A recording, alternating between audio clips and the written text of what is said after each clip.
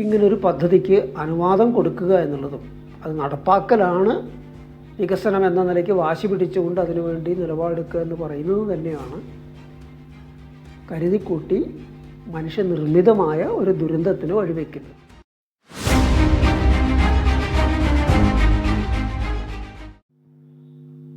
കള്ളാടിയിലെ ദുരന്തത്തിൽ 7 ആൾക്കാരുടെ ജീവൻ നഷ്ടപ്പെട്ടതിന് വേണ്ടത്ര മുൻകരുതലുകളില്ലാതെ തുരങ്കപാത നിർമ്മാണം തുടങ്ങിയത് കൊണ്ടാണ്, അതല്ല നിർദ്ദേശിച്ച പോലെയുള്ള സുരക്ഷിത നടപടികൾ സ്വീകരിക്കാതിരുന്നത് കൊണ്ടാണ് എന്നൊക്കെയുള്ള വാദഗതികൾ വരുന്നുണ്ട്. എന്താണ് അതിൻ്റെ വാസ്തവം? മനുഷ്യനിർമ്മിത ദുരന്തമാണിത് എന്ന് അവിടെ ഒരു മന്ത്രി പോയി പ്രഖ്യാപിക്കുകയുണ്ടായി. അതുകൊണ്ട് ഉദ്ദേശിച്ചത് ഈ തുരങ്കപാതയുടെ നിർമ്മാണത്തിന് വേണ്ടി മണ്ണ് നീക്കിയപ്പോൾ ആ മണ്ണ് അവിടെ പ്രദേശത്ത് നിന്ന് മാറ്റാതിരുന്നതാണ് ഈ മനുഷ്യ ദുരന്തം എന്ന് പറയുന്നത്, മനുഷ്യനിർമ്മിതം എന്ന് പറയാൻ കാരണം. പക്ഷെ അതല്ല വാസ്തവം. വാസ്തവത്തിൽ ഈ തുരങ്കപാത തന്നെയാണ് ആ ദുരന്തത്തിന് കാരണമായത്, 7 പേരുടെ മരണത്തിന് ഇടവരുത്തിയത്. അതാണ് മനുഷ്യനിർമ്മിതം, ആ പദ്ധതി. അപ്പം ഇപ്പം നടക്കുന്ന ചർച്ച നോക്കിക്കഴിഞ്ഞാൽ ഭരണപക്ഷമായാലും കൊള്ളാം, പ്രതിപക്ഷമായാലും കൊള്ളാം, കേന്ദ്രമായാലും കൊള്ളാം, സംസ്ഥാനമായാലും കൊള്ളാം, ആ ചർച്ച മുഴുവൻ നിൽക്കുന്നത് അനുവാദത്തിൻ്റെയും സുരക്ഷിത നടപടികളുടെയും അത് നിറവേറ്റിയോ ഇല്ലയോ എന്നതിൻ്റെയും മറ്റൊക്കെ പ്രശ്നത്തിൽ കുടുങ്ങിക്കിടക്കുകയാണ്. അതല്ലാതെ ഇങ്ങനെ പരിസ്ഥിതി ലോലമായൊരു പ്രദേശത്തു കൂടി ഈ രീതിയിൽ മല തുറന്ന് ഒരു തുരങ്കപാത നിർമ്മിക്കാൻ ശ്രമിക്കുന്നത് ശരിയോ എന്നൊരു പ്രശ്നമുണ്ടല്ലോ, അടിസ്ഥാനപരമായിട്ടുള്ള ആ ഒരു പ്രശ്നം. അതുണ്ടാക്കാൻ സാധ്യതയുള്ള അപകടങ്ങളെക്കുറിച്ച് പലരും ഇതിനു മുമ്പ് മുന്നറിയിപ്പ് നൽകിയിട്ടുണ്ട്. ആ മലകളുടെ സ്വഭാവത്തെക്കുറിച്ച്, അതിൻ്റെ ഭൗമശാസ്ത്രപരമായ സവിശേഷതകളെക്കുറിച്ച്, അതിൻ്റെ കെട്ടുറപ്പില്ലായ്മയെക്കുറിച്ച് എന്ന് പറയുമ്പോൾ ഇത്തരത്തിൽ എന്തെങ്കിലും തുരങ്കവും മറ്റൊക്കെ നിർമ്മിക്കാൻ ശ്രമിച്ചു കഴിഞ്ഞാൽ ഉണ്ടാകാവുന്ന പ്രശ്നങ്ങളെക്കുറിച്ച് ഇതൊന്നുമില്ലാതെ ഇതിനു മുമ്പ് തന്നെ ഈ മലയോര പ്രദേശത്ത് വ്യാപകമായി നടക്കുന്ന പാറ ഖനനം, വലിയ വലിയ തുരങ്ക ഉണ്ടാക്കിക്കൊണ്ട് വലിയ വലിയ യന്ത്രങ്ങൾ ഉപയോഗിച്ച് നടത്തിക്കൊണ്ടിരിക്കുന്ന പാറ ഖനനം, അത് സൃഷ്ടിച്ചിരിക്കുന്ന പ്രശ്നങ്ങളെക്കുറിച്ചൊക്കെ തന്നെ ഇതിനു മുമ്പ് പല പഠനങ്ങളും വന്നിട്ടുണ്ട്. പ്രാദേശവാസികളായിട്ടുള്ള ആൾക്കാർ അതിൻ്റെ അപകടങ്ങളെക്കുറിച്ച് തിരിച്ചറിഞ്ഞ് പറഞ്ഞിട്ടുണ്ട്. പല പ്രതിഷേധ സമരങ്ങളും നടന്നിട്ടുണ്ട്. അപ്പോൾ ഇതൊക്കെ നിലനിൽക്കെ അതെല്ലാം അവഗണിച്ചുകൊണ്ട് ഇങ്ങനൊരു പദ്ധതിക്ക് അനുവാദം കൊടുക്കുക എന്നുള്ളതും അത് നടപ്പാക്കലാണ് വികസനം എന്ന നിലയ്ക്ക് വാശി പിടിച്ചുകൊണ്ട് അതിനുവേണ്ടി നിലപാടെടുക്കുക എന്ന് പറയുന്നത് തന്നെയാണ് കരുതിക്കൂട്ടി മനുഷ്യനിർമ്മിതമായ ഒരു ദുരന്തത്തിന് വഴിവെക്കുന്നത്. ഇതെല്ലാം സംഭവിച്ചിട്ട് 7 ആൾക്കാരുടെ ജീവൻ നഷ്ടപ്പെട്ടതിന് ശേഷവും ഇപ്പം ഇന്നത്തെ പത്രത്തിൽ വന്നൊരു വാർത്ത പ്രകാരം വയനാട് നടന്നിരിക്കുന്ന DYFIയുടെ ജില്ലാ സമ്മേളനം ഈ തുരങ്കപാത കേരളത്തിലെ വികസനത്തിൻ്റെ വലിയൊരു നാഴികക്കല്ലായിരിക്കും.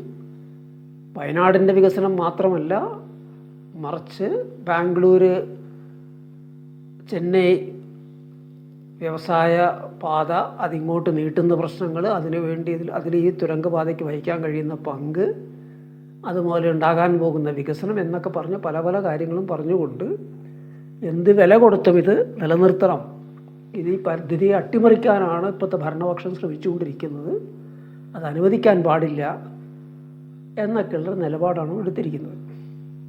ഇവിടെ ശ്രദ്ധേയമായൊരു കാര്യം ഈ CPMൻ്റെയൊക്കെ സമീപനത്തിൽ വന്നിരിക്കുന്നൊരു മാറ്റമാണ്. അത് എത്രമാത്രം കോർപ്പറേറ്റ് വൽക്കരിക്കപ്പെട്ടിരിക്കുന്നു, എത്രമാത്രം അത്തരം താല്പര്യങ്ങൾക്ക് കീഴ്പ്പെട്ടിരിക്കുന്നു എന്നുള്ളതിൻ്റെ ഒരു തെളിവാണ് ഈ DYFIയുടെ ഇത്തരം ജില്ലാ സമ്മേളനത്തിലെ പ്രമേയം. കാരണം നമുക്കതിന് മുമ്പ് നമുക്കറിയാവുന്നൊരു കാര്യമാണ്, UDF അധികാരത്തിലുള്ളപ്പോൾ എന്തെങ്കിലും പദ്ധതിയായിട്ട് മുന്നോട്ട് വരും, LDF ഉടനെ തന്നെ ശക്തമായിട്ട് ഇതിനെ എതിർക്കും. ആ കാലഘട്ടത്തിൽ അവർ പ്രതിപക്ഷത്തായിരിക്കുന്ന സമയത്ത് പരിസ്ഥിതി പ്രശ്നങ്ങളിലും മറ്റൊക്കെ ഉന്നയിച്ച് ജനങ്ങൾ നടത്തുന്ന പ്രക്ഷോഭങ്ങൾ അവർ പങ്കാളികളാകാറുണ്ട് ഒരു പരിധിവരെ.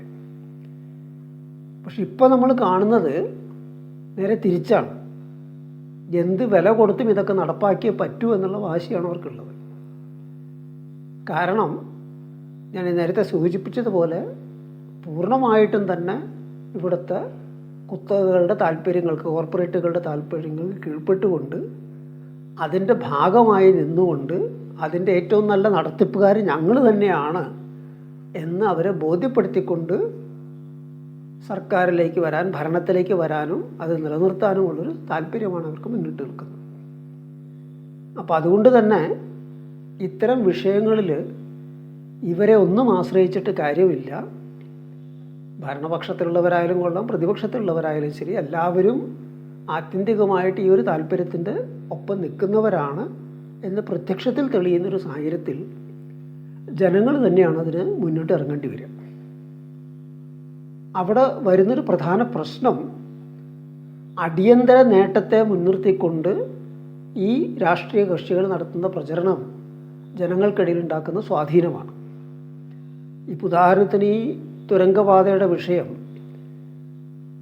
ഇങ്ങനൊരു പദ്ധതിയായിട്ട് ഇവർ വരുന്ന സമയത്ത് തന്നെ അതിനെതിരെ വയനാട്ടിലും അതുപോലെ തുരങ്കപാത ആരംഭിക്കാൻ പോകുന്ന കോഴിക്കോട് ജില്ലയിലുമൊക്കെ തന്നെ കിഴക്കൻ പ്രദേശങ്ങളൊക്കെ തന്നെ അതിനെതിരെ പരിസ്ഥിതി പ്രവർത്തകരും മറ്റുള്ള സാമൂഹ്യ പ്രവർത്തകരൊക്കെ തന്നെ പലതരത്തിലുള്ള ആശയപ്രചരണമായിട്ട് രംഗത്ത് വന്നിട്ടുണ്ടായിരുന്നു. പക്ഷേ പ്രാദേശികമായി അവിടുത്തെ ജനങ്ങളെ സംബന്ധിച്ചിടത്തോളം അവരതിനെ എതിർക്കുകയാണ് ചെയ്തത്.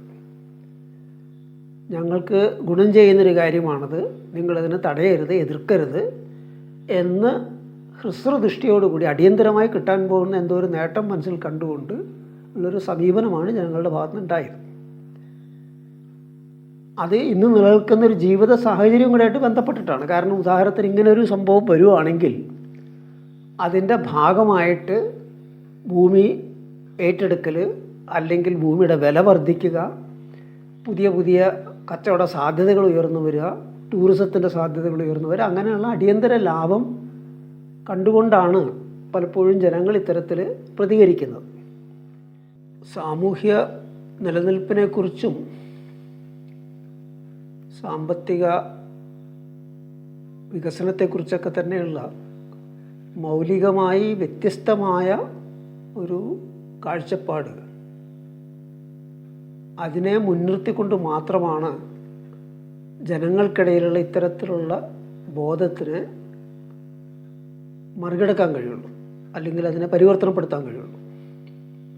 അത്ര എളുപ്പമുള്ളൊരു കാര്യമല്ല. കാരണം നിലനിൽക്കുന്ന ജീവിത സാഹചര്യം അവരെ തീർച്ചയായിട്ടും ഈ ഭരണവർഗ നിർമ്മിതമായിട്ടുള്ള വികസന എന്ന പേരിലുള്ള പദ്ധതികൾക്ക് പിന്നിൽ അണിനിരത്താനായിട്ട് പ്രേരിപ്പിക്കുന്നുണ്ടാവും. പക്ഷേ ജനങ്ങളതാണ് ആഗ്രഹിക്കുന്നത്, അതുകൊണ്ട് ഇപ്പോൾ നമ്മൾ പറഞ്ഞിട്ട് എന്താ കാര്യം എന്ന മട്ടിൽ ഒഴിഞ്ഞു മാറുകയല്ല വേണ്ടത്. മറിച്ച് നിരന്തരമായി ഈ പറയുന്ന വിവിധ ദുരന്തങ്ങളുടെ അനുഭവങ്ങൾ ചൂണ്ടിക്കാണിച്ചുകൊണ്ട് തന്നെ, മനുഷ്യനിർമ്മിതമായ ദുരന്തങ്ങളുടെ അനുഭവങ്ങൾ ചൂണ്ടിക്കാണിച്ചുകൊണ്ട് തന്നെ ഇതുകൊണ്ടുള്ള ഗുണം നമുക്ക് കിട്ടും എന്നുള്ള പ്രതീക്ഷ നിലനിൽക്കുമ്പോൾ ആ ഗുണം കിട്ടാനായിട്ട്, അത് അനുഭവിക്കാനായിട്ട് ആൾക്കാർ ജീവിക്കണമല്ലോ, ജീവനോടെ ഉണ്ടാകണമല്ലോ. അതുപോലും ഇല്ലാതാകുന്ന തരത്തിലുള്ള തകർച്ചകളാണ് സംഭവിക്കുക എന്ന് നമ്മുടെ രാജ്യത്ത് തന്നെ ഉത്തരാഖണ്ഡിലും മറ്റൊക്കെ ധാരാളം അനുഭവങ്ങളുണ്ട്, ഇവിടെ തന്നെയുള്ള അനുഭവങ്ങളുണ്ട്. അപ്പോൾ അതിനെ മുൻനിർത്തിക്കൊണ്ടുള്ള ആശയപ്രചരണവും ബോധവൽക്കരണവും പ്രവർത്തനവും തന്നെയാണ് വേണ്ടി വരിക. ഇവിടെ നമുക്ക് ശ്രദ്ധിക്കേണ്ട ഒരു കാര്യം, ഒരനുഭവത്തിനെ മുൻനിർത്തി നമുക്ക് പറയുകയാണെങ്കിൽ, ഈ പശ്ചിമഘട്ടത്തിൻ്റെ പാരിസ്ഥിതിക പ്രശ്നങ്ങളെക്കുറിച്ചുള്ള ഗാഡ്ഗിൽ റിപ്പോർട്ടായിട്ട് ബന്ധപ്പെട്ട് ഉയർന്നു വന്ന വിവാദത്തെ ഓർക്കാവുന്നതാണ്. ആ വിവാദം ഉയർന്നു വന്നപ്പോൾ ഇവിടെയുള്ള ഭരണ പാർട്ടികളും അതുപോലെ തന്നെ പ്രതിപക്ഷ പാർട്ടികളെല്ലാം തന്നെ ശക്തമായിട്ട് ഗാഡ്ഗിൽ റിപ്പോർട്ടിനെതിരെ അണിനിരക്കുകയാണ് ചെയ്തത്. ഒട്ടേറെ തെറ്റിദ്ധാരണകൾ പറഞ്ഞു വരുത്തിക്കൊണ്ട് അത് സാധാരണ കർഷകരെ കുടിയൊഴിപ്പിക്കും, അവരുടെ ജീവിതം വഴിമുട്ടിക്കുന്ന തരത്തിലുള്ള നിർദ്ദേശങ്ങളാണ് വച്ചിരിക്കുന്നത്, കൃഷി അസാധ്യമാക്കും എന്നൊക്കെയുള്ള തനി നുണപ്രചരണങ്ങൾ നടത്തിക്കൊണ്ട് ഈ പറയുന്ന വിവിധ ഭരണവർഗ രാഷ്ട്രീയ പാർട്ടികളും പള്ളിയും സമുദായ സംഘടനകൾ അങ്ങനെ എല്ലാവരും ഒറ്റക്കെട്ടായിട്ട് അണിനിരക്കുന്നതായിട്ട് നമ്മൾ കണ്ടത്. അതേസമയം തന്നെ ആ റിപ്പോർട്ട് യുവജനങ്ങൾക്കിടയിൽ ഒരു വിഭാഗത്തിനിടയിൽ ഒരു ചലനം സൃഷ്ടിച്ചു. സാമൂഹ്യ വിഷയങ്ങളെക്കുറിച്ച് കൂടി ഗൗരവത്തോടെ ചിന്തിക്കുന്ന പലരും അതിൽ ആകൃഷ്ടരായി. ഒരു ബദൽ ആശയ രൂപീകരണം, ഒരു ഒത്തുചേരൽ ആ സമയത്ത് നടക്കുകയുണ്ടായി. അത്ര പിന്നീട് അത് വലിയ കാര്യമായിട്ട് മുന്നോട്ട് പോയില്ല എങ്കിൽ അത്തരത്തിലുള്ള കാര്യമുണ്ടായിരുന്നു. തീർച്ചയായിട്ടും ഗാഡ്ഗിൽ റിപ്പോർട്ട് ഒരു വശത്ത് അവിടെ നടക്കുന്ന പാരിസ്ഥിതികമായിട്ടുള്ള വിനാശകരമായ പദ്ധതികളെ വിമർശിക്കുകയും തുറന്നു കാട്ടുകയും മറ്റൊക്കെ ചെയ്യുമ്പോൾ തന്നെ, അതുപോലെ തന്നെ എങ്ങനെയാണ് ഒരു ജനങ്ങളെ കൂടി താല്പര്യങ്ങളെ മുൻനിർത്തിക്കൊണ്ടുള്ളൊരു പാരിസ്ഥിതിക സംരക്ഷണ പദ്ധതികൾ നടപ്പാക്കാൻ കഴിയാവുന്ന ആശയങ്ങളൊക്കെ മുന്നോട്ട് വയ്ക്കുമ്പോൾ തന്നെ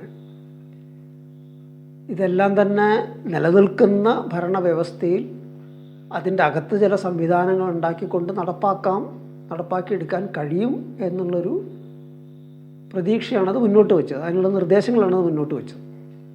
പക്ഷെ അത് സാധ്യമാകുന്നൊരു കാര്യമല്ല. മാത്രമല്ല, ഈ പാരിസ്ഥിതിക സംരക്ഷണം എന്ന് പറയുന്ന കാര്യം തന്നെ ഇന്ന് സാമ്രാജ്യത്വ ചൂഷണത്തിൻ്റെ മറ്റൊരു മേഖല കൂടിയാണ് നമ്മൾ മറക്കരുത്. കാരണം ജനിതക ശാസ്ത്രത്തിൻ്റെ മറ്റൊക്കെ വികാസം ഉണ്ടായതോടുകൂടി വനങ്ങളെയും മറ്റുമൊക്കെ തന്നെ ജീവജാലങ്ങളെയൊക്കെ തന്നെ അതേപടി നിലനിർത്തുക എന്നുള്ളത് ആ മേഖലയ്ക്ക് ആവശ്യമാണ്. അപ്പോൾ അതുകൊണ്ട് തന്നെ സാമ്രാജ്യത്വ ശക്തികൾ തന്നെ ഒരു വശത്ത് പാരിസ്ഥിതിയെ നശിപ്പിക്കുന്ന തരത്തിലുള്ള പല പദ്ധതികൾ നടപ്പാക്കുമ്പോൾ തന്നെ മറുവശത്ത് ഇത്തരത്തിലുള്ള ചില സംരക്ഷണ പദ്ധതികളായിട്ട് വരാറുണ്ട്. പൊതുവിലത് ജനവിരുദ്ധമായ നയങ്ങളിലൂടെയാണ് നടപ്പാക്കാറുള്ളത്. വനങ്ങളിലൊക്കെ തന്നെ താമസിക്കുന്ന ആദിവാസികളെ അവിടെ നിന്ന് കുടിയൊഴിപ്പിക്കുക, അല്ലെങ്കിൽ മറ്റ് കർഷക വിഭാഗങ്ങളെ അവിടെ നിന്ന് ഒഴിപ്പിക്കുക, ഒരു ഭരണകൂട നിയന്ത്രണത്തിൽ ആ പ്രദേശങ്ങൾ കൊണ്ടുവരുന്ന ഒരു രീതിയാണ് അവർ ഇതുവരെ പിൻപറ്റിയിട്ടുള്ളത്.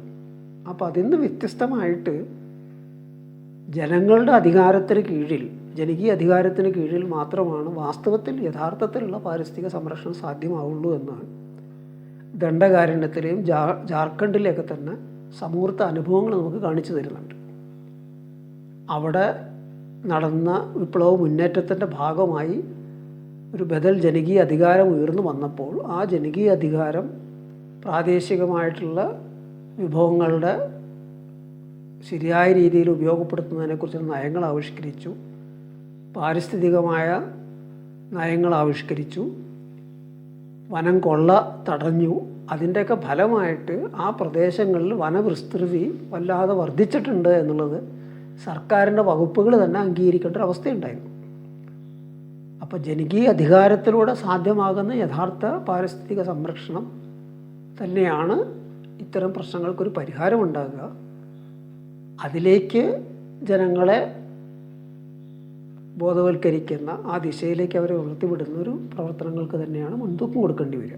അതോടൊപ്പം തന്നെ ഈ അനുമതി കൊടുത്തത് കുഴപ്പമൊന്നുമില്ല, പക്ഷെ അത് കൊടുത്തപ്പോൾ വേണ്ടത്ര പരിശോധന നടത്തിയോ അല്ലെങ്കിൽ വേണ്ടത്ര കരുതലോടുകൂടിയാണോ അത് ചെയ്തത്, നിർദ്ദേശങ്ങൾ നടപ്പാക്കിയോ എന്നൊക്കെയുള്ള തരത്തിലുള്ള ചർച്ചകളിലേക്ക് തിരിഞ്ഞു പോകാതെ യഥാർത്ഥ പ്രശ്നം ഇതിവിടെ അനാവശ്യമാണ് എന്നുള്ള കാര്യം സ്ഥാപിക്കുക എന്നുള്ളത് തന്നെയാണ്.